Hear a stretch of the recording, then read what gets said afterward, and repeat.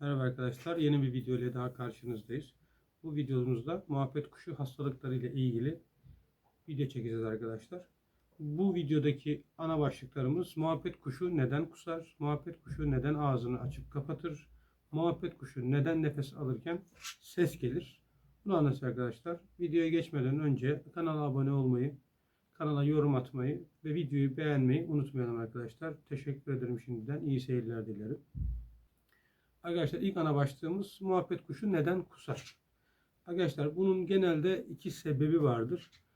Bunun birinci sebebi kuşlarınızın içsel hastalıkları vardır. Yani insanlarda olan gibi hayvanlarda da genelde içerisinde bulunan hastalıklarla alakalı bir şeydir. İkinci sebebi ise kuşunuz eş zamanı eş istediği için dişi veya da erkek kuşunuz fark etmiyor.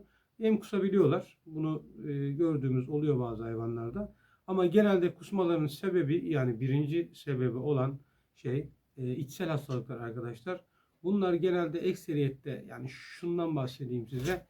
Hayvanlarınızın beslenmesiyle alakalı başlayan süreçte hayvanınız hastalığa sebep olabiliyor.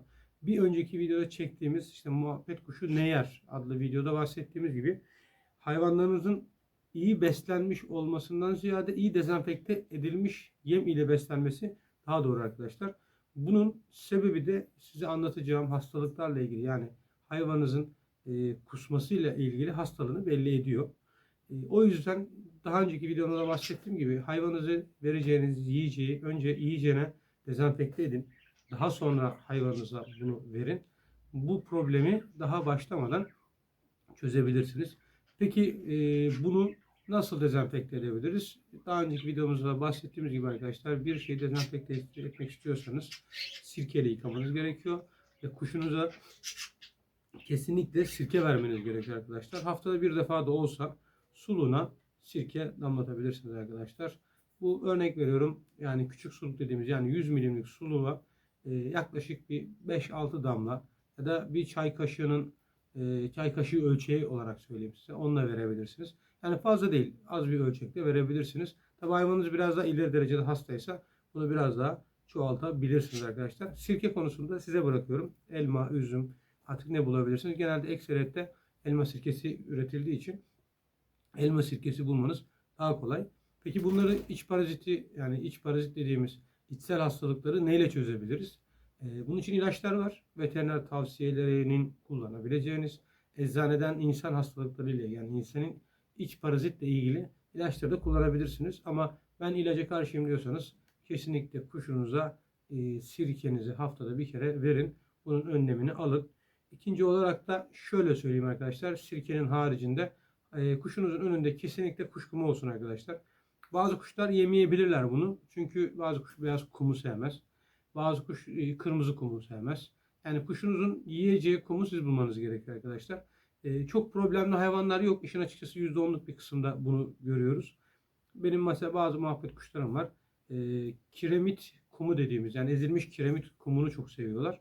Bazı gördüğüm üreticilerde de beyaz kumu çok seviyorlar ama genelde kum yemeleri gerekiyor.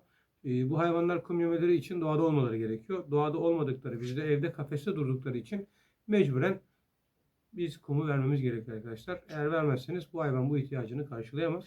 Kumun sebebi de arkadaşlar yani şöyle söyleyeyim hayvanın midesi olmadığı için, kursağı olduğu için bu yemi ancak bu kum yoluyla genelde üretiyorlar, içerisinde eritiyorlar. Erittikleri için bu kuma ihtiyaç duyuyorlar. Kumunuzu da kesinlikle kuşunuzun önünden eksik etmeyin. Birkaç sefer kum değişiminde kuştan elbet hangisini yediğini öğrenirsiniz. Ama kuş kumu kesinlikle bulunsun. Kesinlikle yesinler arkadaşlar. İkinci bir başlığa da geçersek arkadaşlar. Muhabbet kuşu neden ağzını açıp kapatır? Arkadaşlar bunun da iki sebebi vardır. Birinci sebebi hayvanınız çok sıcak bir ortamdadır. Çok sıcak bir ortamda olduğu için kanattan açarak ağzını kapatıp açacaktır. Bu genelde sıcak ortamlar için geçerlidir. Lakin eviniz sıcak değil, gayet normal. Ama hayvanınız ağzınızı açıp kapatıyor. Yani ağzında bir problem mi var ya da ağzı yaram oldu mu gibi düşünebilirsiniz ama genelde muhabbet kuşları ağzını açıp kapattıkları zaman sıcak değilse arkadaşlar hani iç enfeksiyon dediğimiz yani solunum yolu enfeksiyonu dediğimiz hastalıkla karşı karşıyasınız demektir. Bu her hayvanda olacak diye bir şey yok. Bunu gözlemlediğinizde hayvanınız direkt ölecek diye bir şey yok. Bunu zaman, süreç ve sizin hayvanınıza vermiş olduğunuz ilaç veyahut da takviye, besin neyse ona göre düzenleyebilirsiniz. Çok korkulacak bir durum yok bu konuda. Ama tedavi edilmezse sonucu ölümle karşılaşabilirsiniz. O yüzden dediğim gibi bunun için hani ağzını açıp kapatıyor, ne yapabilirim? Arkadaşlar bunun için solunum enfeksiyonu ilaçları kullanmanız gerekiyor kesinlikle. Yani doğal tedavi çözümü çok azdır. Çünkü bu kusmanın ikinci evresidir arkadaşlar. Yani muhabbet kuşunuz kusmak geçtikten sonra, yani hastalıkla ilgili kusmak geçtikten sonra ağzını açıp kapatmaya başlar. Bu solunum enfeksiyonu dediğimiz olay gerçekleşir. Bu da ikinci evredir arkadaşlar. Bunun bir üst evresi de neden ses geliyor sorusunun cevabıdır arkadaşlar. Onu da anlatacağız. Solunum enfeksiyonu olmuştur genelde ağzını açıp kapatıyorsa. Eğer sürekli yapıyorsa zaten ileri derecededir. Ara ara yapıyorsa bu başlangıç derecesindedir. Bunun için tedavi çözümlerini veterinerle görüşüp çözebilirsiniz arkadaşlar. Yani veterinerler çözebilirler mi? Görüşün.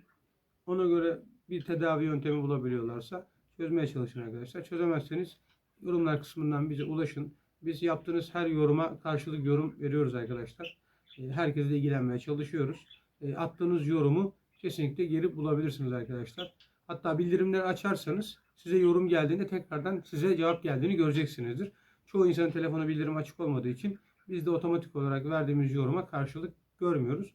Onun sebebi de büyük ihtimalle kullanıcı bu yorumu attıktan sonra geri bildirim gelmeme sebebi olduğundandır arkadaşlar. Eğer telefonunuzdan kanal bildirimlerini açarsanız, yani kişileştirme veyahut da İngilizce'de işte karşı bildirimleri alın yazısı açıldığında arkadaşlar, size yorum atıldığında tekrardan o size geri cevap olarak gelebiliyor arkadaşlar. Son olarak da arkadaşlar üçüncü hastalığımız muhabbet kuşu neden ses gelir? Yani hayvanınızın hırıltısı var. Hırıltı dediğimiz olay gerçekleşir. Arkadaşlar bu da kusmanın, ağzını açıp kapatmanın üçüncü evresidir. Yani son evresidir. Bu da ölüme yakın bir evre diyebilirim arkadaşlar. Bunun sebebi de dediğim gibi hastalık ilerliyor. Artık son evreye geliyor. Artık hayvanın içindeki organlar çalışmamaya başlayınca yani otomatik olarak bu hayvanın hastalığının çok ilerlediğini gösteriyor. Peki bunun için bir çözüm var mı arkadaşlar? Yani tekrardan dediğim gibi arkadaşlar, daha önceki videolarımda da bahsettiğim gibi kesinlikle hayvanınızı dezenfekte edilmiş yiyeceklerle besleyin. Sirkeden kesinlikle uzak tutmayın. Yani yıkamasını dahi, hatta yiyeceğiniz meyveyi sebzeyi dahi sirkeye batırıp verebilirsiniz arkadaşlar. Çünkü ilaçlı olma ihtimali çok yüksek. Biliyorsunuz günümüzde artık çokça ilaç kullanılıyor. Hem verimi yükseltilmesi için, ama bir taraftan da açıkçası hayvanların ölümüne sebep olabiliyor arkadaşlar. O yüzden benim size tavsiyem, sirkeyi hayvanınızdan hem suluğundan hem de yiyeceklerinden eksik etmeyin arkadaşlar. Çok fazla da vermeyin. Çünkü sirkeyi çok sevmezler arkadaşlar. Ekşimsi bir tadı vardır. Muhabbet kuşlara çok ekşiyi tavsiye etmedik için, yani sevmedikleri için biz de çok tavsiye etmiyoruz. Haftada bir kere verebilirsiniz arkadaşlar. Hiç içmiyor, veriyorum diye düşünüyorsanız bunun da en kolay yolu arkadaşlar, suluğunu önünden alın 2 gün boyunca. 2 gün suluk vermeyin. Yani suluğu durmasın, su vermeyin. 2 gün sonra sirkeli su verdiğinizde otomatik olarak hayvanınız zaten bunu içip kendine gelecektir arkadaşlar. Bununla ilgili sirke içemiyor, hatta daha iyi şeyler var mı? Evet, bunun videosunu da çekeceğiz arkadaşlar. Yani çok kaliteli olmasıyla birlikte, yani bir limonlu, sarımsaklı, sirkeli bir tarifimiz var. Bunu da ilerleyen videolarda çekeceğiz arkadaşlar. Bunu da evde kendiniz kuşlarınıza yapıp içirebilirsiniz. Bu da hayvanları bayağı iyi yere getirecektir arkadaşlar. Arkadaşlar, bir videonun daha sonuna geldik. Sorularınızı lütfen yorumlarda belirtin. Cevap veriyoruz. Kesinlikle karşılık veriyoruz arkadaşlar. Kimseyi eksik bırakmamaya çalışıyoruz. Arkadaşlar, tekrardan kanala abone olmayı, videoyu beğenmeyi unutmayalım. İyi seyirler arkadaşlar.